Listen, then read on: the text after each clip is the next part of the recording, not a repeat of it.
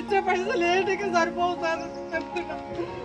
పంటల బతకలేక పిల్లలను బతికించలేక కూలి పని చేసి వాళ్ళని పెద్ద చేసి చదివిపించి ఇప్పుడు 2 years సంవత్సరం అయితే నా 2 బిడ్డలు నేను మ్యారేజ్కి వస్తారు ఒకరికొకరు. నేను వాళ్ళకి ఏమి ఇవ్వాలి, నా పంట జీవనం ఏం బతకాలి, నేను ఈ కూలి చేసి ఈ బతుకు ఎట్లా బతకాలి? లేకపోతే మీరు ఇచ్చే పైసలు ఏంటికి సరిపోవు సార్ చెప్తున్నా.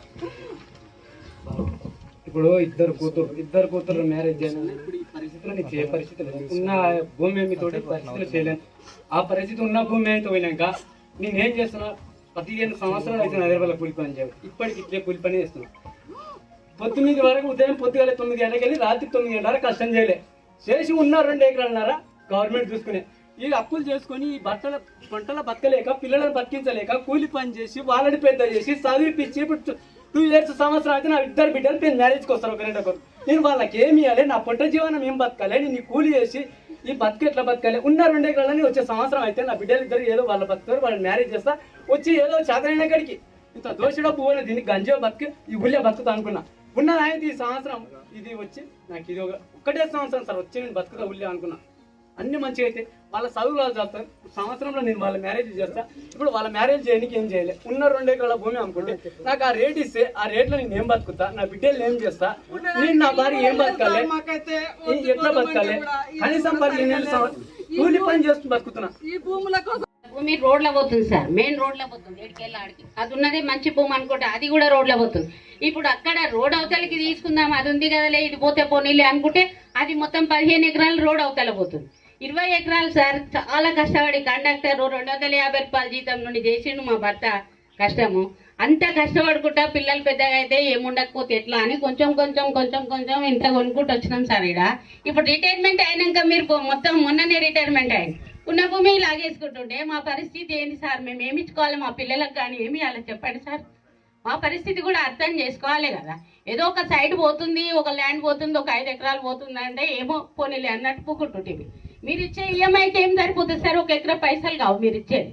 మరి ఇప్పుడు మేము ఇప్పుడు 2 కోట్లకి ఎకరా అంటే మేము మొన్న 50 లక్షలు పెట్టి కొన్నాం. మెయిన్ రోడ్కు 50 లక్షలు 5 ఏళ్ళ కింద కొన్నాం. అది కూడా ఇప్పుడు మీరు ఇచ్చేది 20,000 30 లక్షల్లో ఇస్తే అంటే మాకేమిటికైతే సార్? చాలా కష్టపడి బండి మీద వచ్చి ఒక్కొక్క రోజు వానలు కూడా తడుచుకుంటా, ఎండలు కూడా ఎండుకుంటా, రోడ్లు బాగాలేకుండా కూడా కచ్చా రోడ్లో కూడా కష్టపడి వచ్చి ఇంత కొంచెం కొంచెం ఇక్కడ కొనుక్కొని ఇంత దూరం ఉంచుకుంటే అది ఇంత దూరం ఒక అద్దె కోడి పిల్లలాగా కొట్టుకొని పోతుంటే మా పరిస్థితి ఏంటి సార్? అర్థం చేసుకోవాలి కదా మీరు కూడా. మొత్తం తీసుకుపోతుంటే ఎట్లుంటుంది సార్? ఒక సైడ్ మిగులుతుంది, ఒక సైడ్ పోతే పోనీ రోడ్డు ఈ ఊర్లోకి వెళ్ళే పోవాలి, మళ్ళీ కంపెనీకి కూడా ఈ ఊరి కిందకి వెళ్ళే భూములు పోవాలంటే ఎట్లా సార్? అసైన్మెంట్ భూములు చాలా ఉన్నాయి సార్. ఇప్పుడు భూమి ఇస్తా అంటే చెప్పండి సార్, ఏడన్నా ఇవ్వండి తీసుకుంటాం. దాన్ని ఏమో ఖర్చు కట్టియండి, ఏడన్నా ఇవ్వండి సార్. ఇప్పుడు మనకు భూమి లేని వాళ్ళకు భూమి ఏడన్నా ఇవ్వమండి. ఇప్పుడు రిటైర్మెంట్ అయినాక పరిస్థితి ఏంది సార్? అసలు అంత బాధతోటి అంత దూరంకి ఇప్పుడు రావాలని వచ్చినాను సార్. నేను ఎంత బాధతోటి కన్నీళ్ళు వస్తున్నాయో నాకు మీకు అర్థమైతే చాలు నా బాధ గురించి.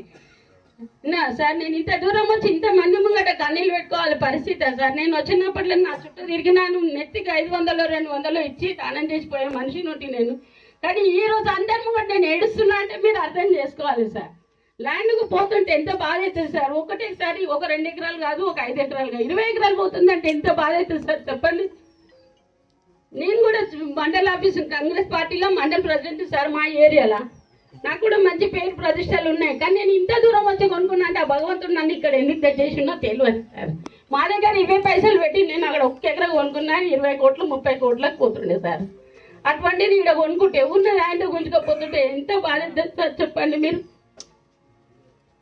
మళ్ళీ దయచేసి అర్థం చేసుకొని మా ల్యాండ్ తీసుకుంటే అసైన్మెంట్ ల్యాండ్ల పక్కన పట్ట ల్యాండే తీసుకున్నాం. మేము అసైన్మెంట్ ల్యాండ్ అసలు కూడా తీసుకోవాలి. ఎంతమంది మెడబడ్డా మేము తీసుకోవాలి. మాకు అసైన్మెంట్ ల్యాండ్లో మధ్యలో ఉన్నందుకు మాకు ల్యాండ్కి ల్యాండ్ ఏడన్నా ఇచ్చేయండి, నేను తీసుకుంటాను. ఏడన్నా ఇచ్చారు, ఏ ఊరి కింద ఇచ్చినా నేను తీసుకుంటాను సార్. ఇంత దూరమే రాగలుగుతున్నాను, ఇంకా 4 అడుగులు ఎక్కువ పోలేనా సార్? తీసుకుంటాము అట్లా అని చెప్తున్నా సార్. నాకు 2 కొడుకులు ఉన్నారు, ఒక బిడ్డ ఉంది సార్. నా బిడ్డ కూడా 5 ఎకరాలు రాసిచ్చిన నేను. ఈరోజు అంత 20 ఎకరాలు భూమి పోతుందంటే ఎంత బాధ అవుతుంది సార్ చెప్పండి. అర్థం చేసుకోండి దయచేసి. ఒక్కసారి మాట్లాడే వాళ్ళ పేరు